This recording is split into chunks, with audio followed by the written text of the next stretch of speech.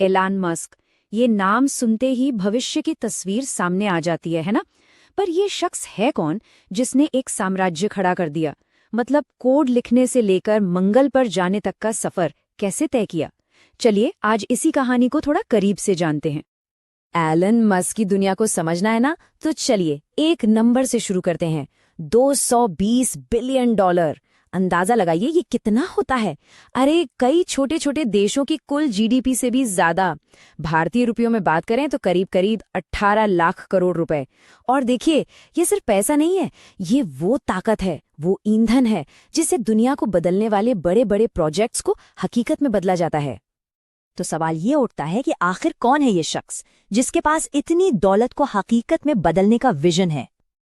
देखिए, Elon Musk का जन्म तो हुआ था साउथ अफ्रीका में, पर उनके सपने, उनकी एम्बिशन उन्हें खींचकर अमेरिका ले आए। और पढ़ाई, उन्होंने यूनिवर्सिटी ऑफ पेंसिल्वेनिया से फिजिक्स और इकोनॉमिक्स में डिग्री ली। अब सोचिए क्या जबरदस्त कॉम्बिनेशन है। एक तरफ टेक्नोलॉजी, दूसरी तरफ बिजनेस, मतलब इस दुनिया पर राज करने का परफेक्ट फॉर्मूला। अच्छा, मस्क का सफर सीधे रॉकेट से शुरू नहीं हुआ था। नहीं, इसकी शुरुआत हुई थी सॉफ्टवेयर से।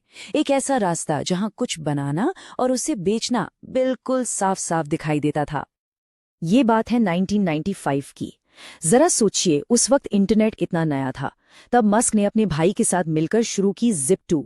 और आइडिया बिल्कुल सिंपल, उस जमाने के अखबारों को डिजिटल दुनिया में लाना, उन्हें ऑनलाइन मैप्स और डायरेक्टरीज देना। और बस 4 साल में, सिर्फ 4 साल में 1999 आते आते कॉम्पैक्ट ने Zip2 को $307 मिलियन में खरीद लिया। इस एक डील ने 28 साल के मस्क को करोड़पति बना दिया। और बस यहीं से उनके बड़े सपनों ने उड़ान भरनी शुरू कर दी थी। लेकिन क्या वो रुके? बिल्कुल नहीं। रुकने के बजाय मस्क ने अपनी सारी की सारी कमाई एक और बड़े आइडिया में झोंक दी। नाम था X.com, एक ऐसी कंपनी जो बैंकिंग की दुनिया को हमेशा हमेशा के लिए बदलने वाली थी। बहुत जल्द X.com का एक दूसरी कंपनी के साथ मर्जर हो गया, और इस मर्जर से जो चीज निकल कर आई उसे आज हम सब जानते हैं, पेपैल। वही ऑनलाइन पेमेंट सिस्टम जिसने डिजिटल लेन देन की दुनिया में क्रांति ला दी।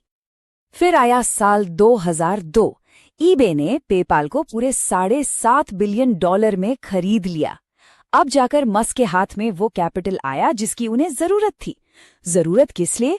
सॉफ्टवेयर की दुनिया से निकलकर असली फिजिकल दुनिया को, एटम्स की दुनिया को चैलेंज करने के लिए। और बस यहीं से शुरू हुआ सितारों, सड़कों और एक बड़ी क्रांति का नया चैप्टर। पेपाल बेचकर जो पैसा आया उससे मस्क रुके नहीं। असल में तो उनका असली गेम यहीं से शुरू हुआ। जरा इस टाइमलाइन को देखिए। कुछ ही सालों के अंदर एक साथ कई मोर्चों पर जंग छेड़ दी। 2002 में स्पेसएक्स, मतलब अंतरिक्ष की दुनिया। 2004 में टेस्ला, मतलब पूरी ऑटो इंडस्ट्री को हिला दिया। और फिर 2016 में तो कमाल ही कर दिया। न्यूरलिंक और द बोरिंग कंपनी के साथ इंसानी दिमाग और शहरों के ट्रैफिक दोनों समस्याओं पर एक साथ काम शुरू। ये सिर्फ कंपनियां नहीं थी, ये अलग अलग क्रांति की शुरुआत थी। तो सबसे पहले स्पेसएक्स। मस्क का सपना सिर्फ रॉकेट बनाकर बेचना नहीं था। नहीं, उनका सपना था हम इंसानों को एक मल्टी प्लैनेटरी स्पीशीज बनाना, मतलब एक से ज्यादा ग्रहों पर बसाना। और शुरुआत कहाँ से? मंगल ग्रह से। इसके लिए उन्होंने फैल्कन 9 जैसे रीयूजेबल रॉकेट बनाए, नासा से अरबों डॉलर के कॉन्ट्रैक्ट्स उठाए, और साथ ही स्टारलिंक के जरिए पूरी दुनिया तक हाई स्पीड इंटरनेट पहुंचाने का मिशन भी शुरू कर दिया। अब आते हैं टेस्ला पर।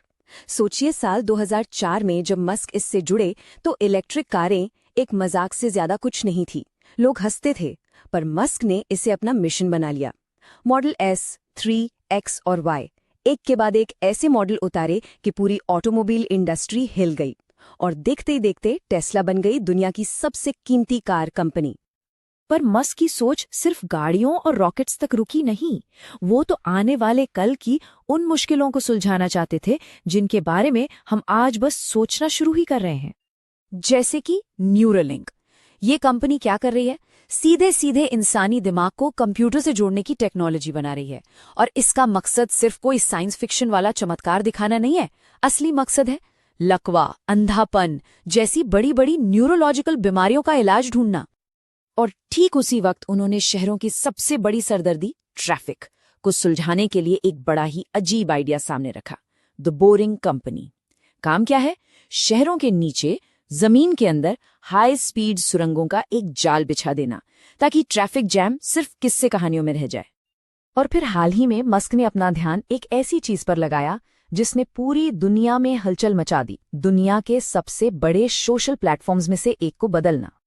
साल 2022, $44 बिलियन में ट्विटर को खरीदने की डील। शायद ये उनका अब तक का सबसे कंट्रोवर्शियल कदम था। आते ही उन्होंने इसका नाम बदलकर एक्स कर दिया। और विजन, इसे सिर्फ एक सोशल मीडिया ऐप नहीं रहने देना है, इसे बनाना है एक एवरीथिंग ऐप। मतलब एक ही जगह पर पेमेंट, सोशल मीडिया, एआई, सब कुछ। और ऐसा नहीं है कि उनकी रफ्तार धीमी हुई हो, बिल्कुल नहीं। पिछले कुछ सालों को ही देख लीजिए। न्यूरालिंक ने इंसानी दिमाग में पहली चिप लगा दी। स्पेसएक्स ने अपने सबसे बड़े रॉकेट स्टारशिप को सफलता से लॉन्च कर दिया। और टेस्ला और स्टारलिंक दोनों ने भारत में भी अपने ऑपरेशंस शुरू कर दिए हैं। मतलब जो हम भविष्य की बातें करते हैं वो तो यही है, अभी है। तो सवाल फिर वही, इतने बड़े टेक एम्पायर के सेंटर में जो इंसान बैठा है उसे कौन सी चीज चलाती है? क्या चीज है जो उन्हें मोटिवेट करती है?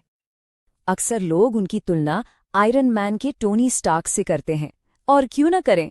उनकी एम्बिशन, उनका इंजीनियर सीईओ वाला अंदाज, सब कुछ वैसा ही तो है।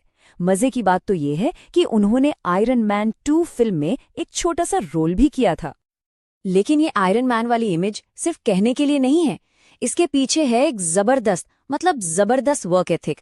कहते हैं कि वो आज भी हफ्ते में 80 से 100 घंटे काम करते हैं। यही जिद है जो उनकी सारी कंपनियों को एक साथ आगे बढ़ा रही है। उनकी पर्सनल लाइफ भी उनकी कंपनियों की तरह ही दिलचस्प है। 2021 में टाइम मैगजीन ने उन्हें पर्सन ऑफ द ईयर का खिताब दिया।